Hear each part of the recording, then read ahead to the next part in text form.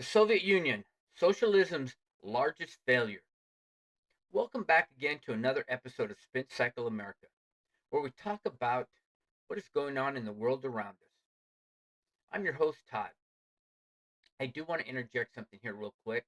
I will be running a 4th of July special, of course, on the 4th of July this weekend. So don't miss it. You'll want to definitely listen to it. It's really kind of a cool special. All right, so let's get down to business though, and continue talking about what this week's special is on, and that's talking about socialism in America. So welcome back again, once again, to the series on socialism. We've looked at the definition of socialism. We looked at Venezuela's collapse and the economic calculation problem, as well as today we're going to talk on the biggest socialist experiment in history, the Soviet Union. So for over 70 years, the USSR promised a worker's paradise. Outstanding. Instead, it delivered repression, famine, inefficiency, and eventually it collapsed. Boom, gone. This wasn't a small country, though. Okay, now you've all seen and heard of Russia, USSR. It's huge, it's giant, it's a big country. But it was a superpower as well. Yet socialism still failed in that country. Might does not always make it well in that country or in a country with socialism. It doesn't make you successful because when you're giving out free stuff, somebody has to pay for it. Okay, and that just doesn't work if you don't have the means to buy your goods, or if you don't have uh, if you don't have a free market. So anyways, the Soviet Union, the USSR, was a socialist state that existed from 1922 to 1991. So it was governed by a single party communist system. It aimed at transition from centrally planned command economy into a stateless, classless communist society using Marxist Leninist ideology. So let's go ahead and talk about the promise and revolution of this country. So after 1917, the Bolshevik Revolution began. Lenin and then Stalin set out to build a socialism state.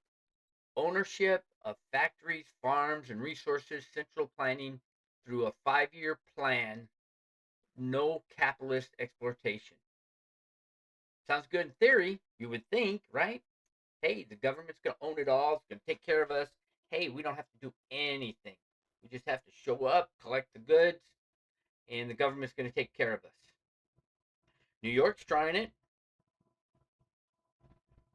So the government controlled the means of production, factories, farms, and resources, eliminating private property and market competition. So when you eliminate private competition and market competition, you eliminate a way to set the prices. So if you don't have any competition, who's going to set your prices? Eventually, you're going to run out of goods and resources. So early on, the industrialized rapidly. Industrialized rapidly. Propaganda showed strength, rockets, military power. I mean, it was huge. It was great. Everything was great. Olympic wins. Hey, man, we're it. Many in the West admired it. Hey, this is the way to go. We need to jump on board here. Um, but behind the facade was a different story. Something was happening over there. So social guarantees. Here's the regime heavily prioritized social and economic rights. This resulted in widespread throughout often or through though often heavily regimented across access to free public education, healthcare, and employment. Why not? Hey, it's free public education, free healthcare, employment. You're guaranteed all this stuff. It's there. They're guaranteeing all this stuff. So, but the brutal reality was this: collective visualization of agriculture under Stalin caused the Holodomor famine in Ukraine, millions of dead from starvation, while grain and was exported. So they're exporting all this grain out of the country, but yet their own countrymen, their own people are dying from starvation. How does that make sense? Chronic shortages were normal. Citizens waited in long lines for basic goods. Stores had empty shelves, while central planners misallocated resources. Exactly as the calculation problems predicted. So this is going to be the same situation. They have 5 stores, grocery stores being created up there in New York. $70 million worth of 5 stores. One of them like $30 million. They're averaging about $30 million or so. At least the first one is. That's expensive stores. Who's going to stock them? Who's going to pay for all that food going into there? Yeah, they have resources to start them off, but who's going to keep them running? The Kellogg system imprisoned millions of political or economic crimes. For political and economic crimes, Decent was crushed because the system required total control. So that means somebody's going to be totally controlling you. Whatever you do, whatever it's totally control of you. You don't have no say so in anything. If you work at one of those grocery stores, more power to you. Economically, the USSR was stagnant. By the 1980s, growth had slowed dramatically. Shortages of food, clothing, and technology were widespread throughout the entire country. Now, you've seen how big that country is. It's huge. It's huge. It stopped. People in Poland and other satellite states had similar experiences. No meat, no soap, constant scarcity. It was there. In 1991, the Soviet Union collapsed. The system simply couldn't compete with the West's market driven economies. Market driven. You know what market driven is, right? That means free enterprise. We get to decide how much to charge things. We get to decide how much things are going to cost. We get to decide the market, not the government. If the government decides the market, then we lose. So here's some lessons and some warnings that we need to pay attention to. The Soviet Union proves that even with vast resources and strong central power, socialism fails for the same reason we've discussed in the past: missing price signals, destroyed incentives, and concentrated power leading to corruption and tyranny. People, we got to watch out for this because one half wants socialism. They want to regulate everything. Just because you have a certain amount of money, they want to take that away from you. If you had a certain amount of money, they want to give it to people who don't work. They want everybody to make the same amount of money. If $10 is what they want you to make, that's what they want everybody to make. If you're making $100, that's what they want everybody to make. You can't. It just won't work. You can see that happening in New York already. They're already trying to tax one particular class of people more than another class of people just because they make more money or they're a higher class in the sense of how much money they already have. I don't think that's fair. It's definitely not fair. They should be taxed according to their tax bracket, and that's a federal tax.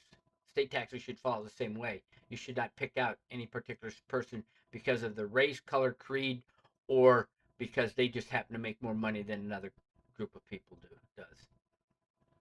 That's just the same thing goes with reparations. That's bull. That's baloney. Today, when some politicians praise aspects of socialist systems or push for much larger government control, we should remember the human cost of the 20th century's largest socialist project.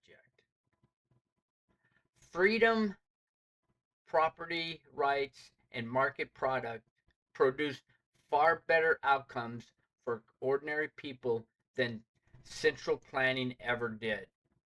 So let me say that again. Freedom, property rights, and markets produced far better outcomes for ordinary people than central planning ever did. Really? There's common sense for you. Let me decide how much money I want to make.